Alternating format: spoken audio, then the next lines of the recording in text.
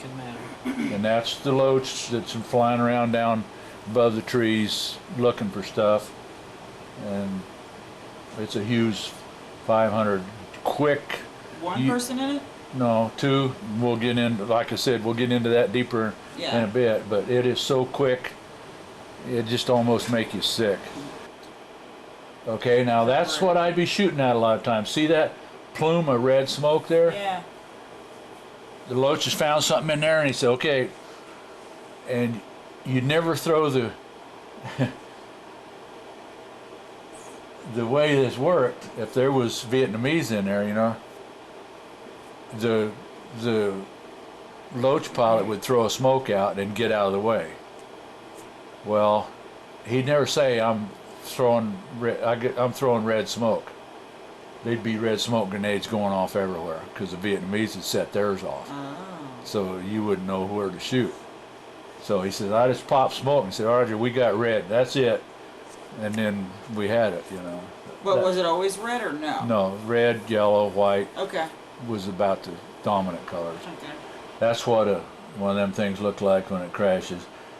But the beauty of those things is that a Loach? That's a Loach that you've seen there before. Right. And it crashed. Well, it's like a little egg, and you know the shape of an egg is very strong. Plus, right in here you see this band right here where that yellow is. Like inside of there, there's an X built in there in the aluminum structure of it. One of them things crashes, it'll just tumble and start shedding parts. See, the rotor's gone. Yep. Skids are wadded up, and if it rolls bad enough, the tail will come off and come to a stop. And I wasn't there a long time, but every one of them that ever went in, the aircraft didn't hurt them. I mean, they got beat up, you know, but the aircraft didn't crumble on them and hurt them. Right. You They know, weren't trapped inside or. none of that. The structure stayed about like that, you know, and it was a good crash-worthy aircraft. And more stuff. Yeah, okay, there's a red smoke. We talked about that. How that'd be a target. Yeah. We always kind of had a joke, you know. Where you want the rounds? 50 yards to the left of the burning Loach. Oh God. Oh. Okay, I told you last night we'd talk about Loaches when this picture come along. This is the back seat of a Loach. Oh, okay. That little helicopter. So there's a lot of things going on here. We'll just start over there. You got a pilot in the front seat, and you got a gunner observer in the back seat. So what you got here is, this is a slab of armor out of an aircraft. It'll stop a 30 caliber round, you know. So he's got that laid in there to protect him from that side, and he'll have a piece laying on the floor to sit on. Most of the gunners in Loaches that got shot in the ass, the leg or ass, because they're sitting there on the edge of the airplane, you know, and like that. And a lot of times, you know, they get shot in the ass and they'd be gone for 2 or 3 days, and then they'd be back limping around for 2 or 3 days, and then they're back to work with a sore leg, you know. And that's his helmet, obviously. And this cord here is where he plugs in the helmet. Try not to lean too far forward. You're kind of blocking what you're pointing at. Okay. Should have a stick or something, I guess. Anyway.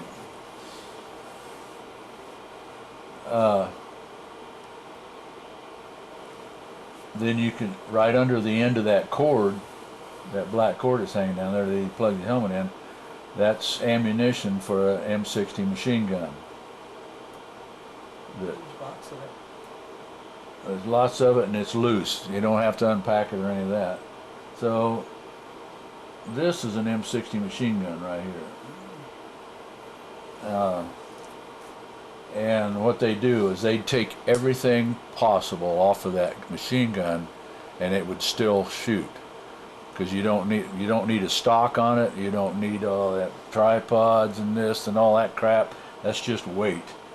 And they'd strip that thing down, and then they could just hang out the door and shoot and all of that.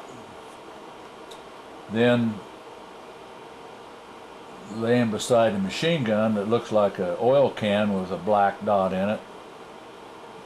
That white stuff in there is C4 plastic explosive, and the black dot is a concussion grenade. And you can see on the top of the shiny part of the can there is the handle to the grenade.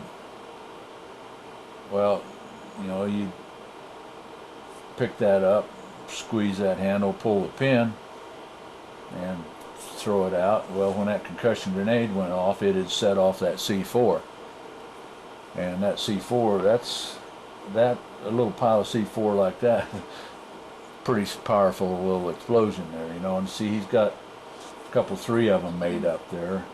What they use them for? You want something going on down in the jungle there, and you want something bigger than a grenade, you throw that in there. Well, that ain't policy. And so they got onto this idea, oh, hey, that's cool, you know, and all that. And so, oh, hell, I'm going to get a small ammo can. And they kept getting bigger and bigger, you know, and then you take an ammo can that, you know, a foot long and 8 or 9 inches wide and a foot deep, and fill that thing full of, they'd put a layer of C4 in there, and then they'd go over to the maintenance where all the scrap parts were that they were throwing away, and throw that in there, and then some more C4. And so when that thing went off, there was shrapnel crap going everywhere. And finally, one day, one of those things went off, and the Loach took some of their own shrapnel, and the commander said, okay, that's it. No more of those. The next time I see somebody making one of those, they're going to jail. So they stopped that. You know, you know how it is. People just get out of hand. The pink cans there look like about the size of a pop can. Those are smoke grenades, and they work just like any grenade. You pull a pin and throw it, and all that. And then the round ones that look like like a baseball or something, you know, those are concussion and/or shrapnel grenades. We didn't have any of those that looked like a pineapple. That was the old style. Yeah. What was inside of those was a coil of steel wire that was serrated. So when that thing blew up, you had these little tiny pieces of wire going. And then you see the rope laying there with something yellow on it. That's a grappling hook. And I don't know how many foot of rope there is, but every once in a while you see something down in the jungle there, you know, they'd run that rope down there and hook it. And I've seen them haul bodies out that way, you know, they haul them back somewhere and see if they had anything on it, intelligence information on them or whatever. So, in fact, one day, I couldn't see it very well, but they had a hooch there that they wanted to know what was inside of it. The pilot hovered up there and hooked a skid under the edge of the roof and lifted it up, and the guy in the back seat threw a grenade in there and then took off. Oh my God. So, you probably got to where they could handle those things pretty well, didn't they? Yep. So I guess that's about covers the Loach there. Was there just C4 laying around? I mean, you know what Well, I mean? you'd have to go over to ammo point there and get it. I mean, but all you got to do is walk in. I need 2 boxes of C4, and there you go. Really? No questions asked. You know, it ain't. You're there to blow things up, so nobody cares. Right. Here's some stuff to help you blow stuff up. And the Loach guys, when I got there, the first guy that flew Loaches for his whole year there went home. Nobody else ever survived a year. Wow. They had a program there at 6 months, and then you got to do something else.